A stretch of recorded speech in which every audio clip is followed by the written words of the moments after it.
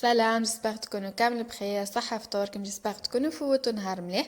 الوغ اليوم سويت سكاوتر تفكرتكم جبت لكم معسلات رمضانية بزاف بنان وسهلين. كنافة بالقشطة لهنا بدون موتزاريلا وبدون جبنة عكاوي، باسكو لهنا ما عندناش الجبنة عكاوي نعوضوه بالموتزاريلا.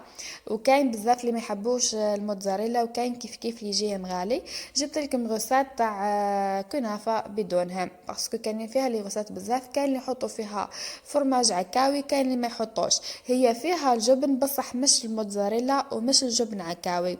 الوغ تبعوا معايا برك لاغوسات راح تفهموها وراح تجيكم سهله باذن الله. لهنايا نحتاجو كونتيتي تاع قطايف نرحيوها مليح بالاشوار. اللي ما عندهاش لاشوار ولا اللي ما عندهاش ربو تقصها مليح بالموس. وشي هي تاكد عليها باه تكون لها رقيقه، يعني تقصها رقيقه. نزيدوا عليها زبده تكون دايبه وباردة، يعني ما تحطوهاش وهي سخونة. لهنا انا خدمت ب 450 غرام تاع قطايف، زدت لها نص كاس تاع زبدة دايبة وباردة. الكاس تاعي يهز 250 مليلتر، نتوما على حساب لا كونتيتي تاعكم زيدوا الزبدة عينكم ميزانكم. نضيفوا عليها مغرفة كبيرة نتاع سكر غلاسي ولا فاني. لا فاني لهنا اختيارية، مي من المستحسن تزيدوها تزيدلكم في اللوغو تاع القطايف تاعكم وتجيك مبنينة، يعني ما هيش راح تضر، بالعكس راح تمدلها قوم مليح. نخلطوا مليح هديك الزبده مع القطايف تاعنا سكر غلاسي حتى تتشمخ القطايف كامله بالزبده.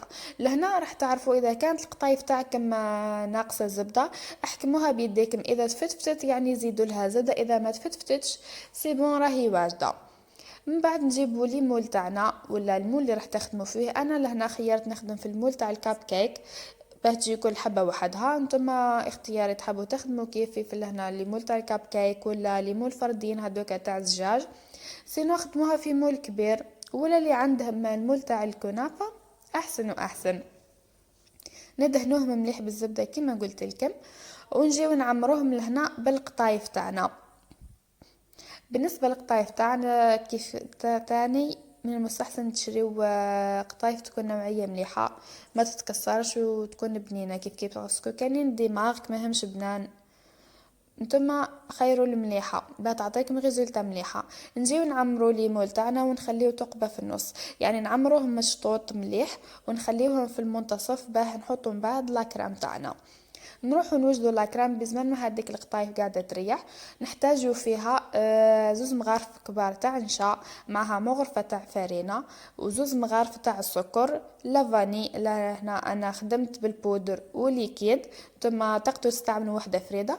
ولهنا نحتاجو فخوماج فراج ولا فخوماج ريجيم، هذا هو الفخوماج اللي راح نحطوه، مش راح نخدمه بالموتزاريلا ولا بالجبن عكاوي، راح نخدمه بهذا الفخوماج في متناول الجميع وراح تعطيكم بنة مليحة خلا. يعني ما تخافوش منها لاغوسات هدية، جربوها وعينيكم غمضين. لهنا في كاسرون نحطوا زوج كيسان تاع حليب. لهنا الكاس تاعكم يهز من 220 حتى 250 مليلتر، يعني حوالي نص حتى نص غير شوية تاع الحليب. نحطوه هو بارد في الكاسرونة تاعنا. من بعد نضيفوا عليه الفرينة ونشا. لهنا من الافضل تستعملوا فرينه ونشا تخلطوا ما بيناتهم، اللي ما عندهاش فرينه ولا اللي ما عندهاش نشا تقدر تعوضها بالاخرى. نخلطوا السكر والفرينه واللافاني كلش بارد في بارد.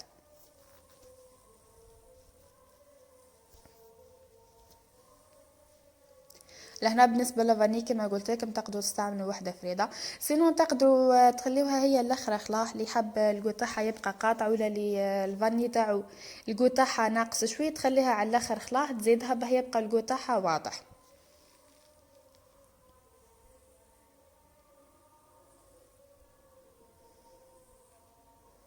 نخلطوا كلش بارد في بارد حتى نشوفوهم باللي المكونات هذوك تمزجوا.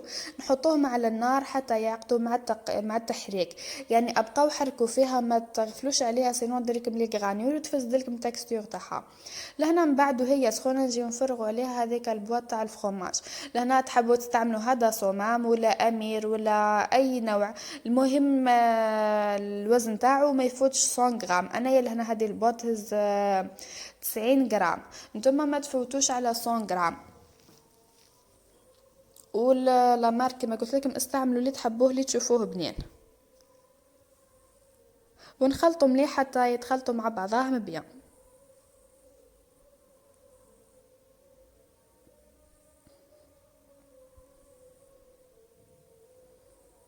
هنا شوفوا تكستور تاعها كيفاه تجي حاكمه روحها، ومام الجو تجيب ما شاء الله تجيب لينا بزاف سهله وفي متناول الجميع. نخليوها تبرد شوي، من بعد نروحو نعمرو ليمول تاعنا.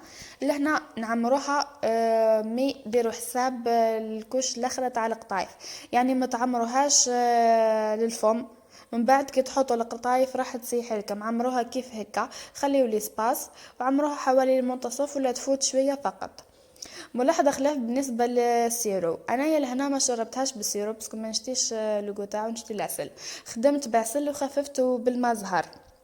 انتما اذا تحبوا تخدموا سيرو ديروا زوز كيسان سكر مع زوز كيسان ماء وخليوهم يغليو مليح، كي تشوفوه ثقال طفيو عليه وخليوه يبرد، من بعد ما طيب لكم الكنافه تاعكم شربوه بها. من بعد نجيو نغطيو بالطبقه الاخيره تاع القطايف، وكما قلت لكم قبل ديروا لها حسابها وما تربزوش عليها بزاف. جوست عدلوها بالمغرف ولا بصبعتيكم فقط عفوا شويه، سينو كون تربزوا عليها راح تخرج لكم هذيك لاكريم اللي من الداخل راح تفزد لكم، يعني الحبه راح تروح كامله تفزد كامله. من بعد لهنا ما تكملوا تغطيوهم كاملين نجيو ندهنوهم مليح بالزبده باه تعطينا الحموريه وتحمر لنا وطيب لنا مليح في الفور. لهنا كيف الزبده تكون ذايبه وبارده، ما تحطوهاش وهي سخونه.